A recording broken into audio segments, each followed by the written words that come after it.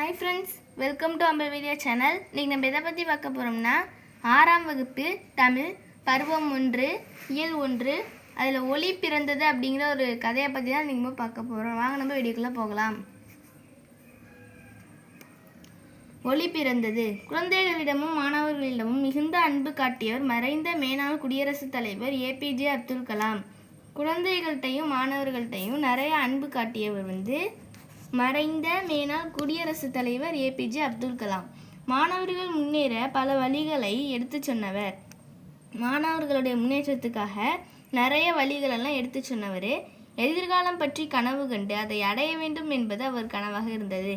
எதிர்காலத்தை ஃப்யூச்சரை பற்றி கனவு கண்டு அதை அடையணும் அப்படிங்கிறது அவருடைய கனவாக இருந்துச்சு.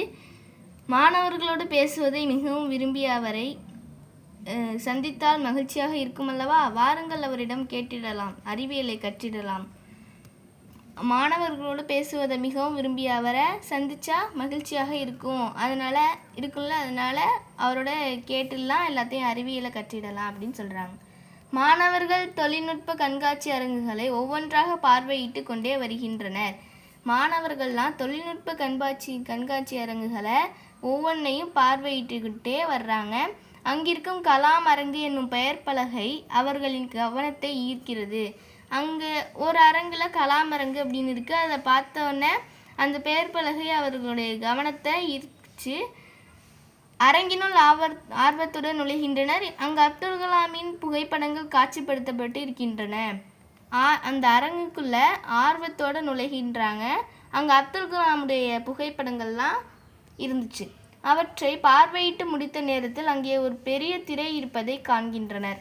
அதெல்லாம் பார்த்து முடித்த அப்புறமா அங்கே ஒரு பெரிய திரை இருக்கிறத பார்க்குறாங்க. திரையின் கீழே அப்துல் கலாமிடம் நீங்கள் கேட்க விரும்பும் வினாக்களை திரையை நோக்கி கேளுங்கள். அந்த திரைக்கும் கீழே அப்துல் கலாமிடம் நீங்கள் கேட்கும் விரும்பும் வினாக்களை திரையை நோக்கி கேளுங்கள் அப்படின்னு போட்டிருக்கு. உங்கள் வினாக்களுக்கு அப்துல் கலாம் திரையில் தோன்றி பதிலளிப்பார் என்று எழுதியிருந்தது. உங்கள் வினாக்களுக்கு அப்துல் கலாம் திரையில் தோன்றி பதிலளிப்பார் அப்படின்னு எழுதிருந்துச்சா. மாணவர்கள் திரையை நோக்கி வினாக்களை கேட்க தொடங்கினர். மாணவர்கள்லாம் திரையை நோக்கி வினாக்களை கேட்டாங்க. அருண்மொழி, முதல் கேள்வியை நான் கேட்கிறேன்.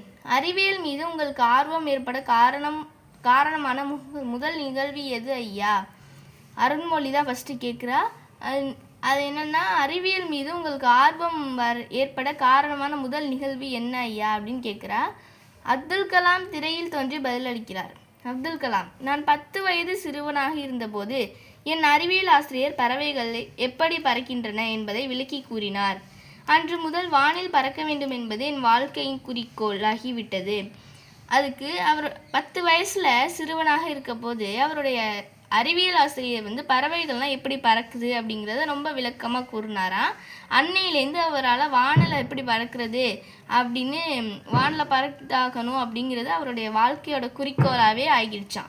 அதுவே என் அறிவியல் ஆர்வத்தின் தொடக்கம். அதுதான் என்னுடைய அறிவியல் ஆர்வத்தோட தொடக்கம் அப்படின்னு சொல்கிறார். தேன்மொழி, அடுத்து நான் கேட்கட்டுமா? நீங்கள் படித்த புத்தகங்களில் உங்களுக்கு மிகவும் பிடித்த புத்தகம் எது ஐயா? தேன்மொழி கேட்குறா. அடுத்து நான் கேட்கட்டுமா? நீங்கள் படித்த புத்தகங்களை உங்களுக்கு மிகவும் பிடிச்ச புத்தகம் எது ஐயா அப்படின்னு கேட்குறா. அப்துல் கலாம், தமிழில் திருக்குறள் எனக்கு மிகவும் பிடித்த நூலாகும். தமிழில் திருக்குறள் எனக்கு ரொம்ப பிடிச்ச நூல். அதுபோல் லிலியன் வாட்சன் எழுதிய விளக்குகள் பல தந்த ஒளி லைட்ஸ் ஃப்ரம் மெனி லேம்ப்ஸ் என்னும் நூலையும் எனக்கு மிகவும் பிடிக்கும். லிலியன் வாட்சன் அப்படிங்கிற ஒருத்தவர் எழுதின விளக்குகள் பல தந்த ஒளி லைட்ஸ் ஃப்ரம் மெனி லேம்ப்ஸ் அப்படிங்கிற ஒரு ஸ்டோரியும் அந்த நூலும் அவருக்கு ரொம்ப பிடிக்குமா. அதை படித்த போது அறிவு, தன்னம்பிக்கை, மகிழ்ச்சி ஆகிய 3ஐயும் பெற்றேன். அதை படித்தப்போ அறிவு, தன்னம்பிக்கை, மகிழ்ச்சி ஆகிய 3ஐயுமே நான் பெற்றுக்கிட்டேன் அப்படின்னு அப்துல் கலாம் சொல்கிறார். அப்துல்லா, நீங்கள் பெரிதும் மகிழ்ந்த நிகழ்வு ஏவுகணை சோதனை தான் அல்லவா?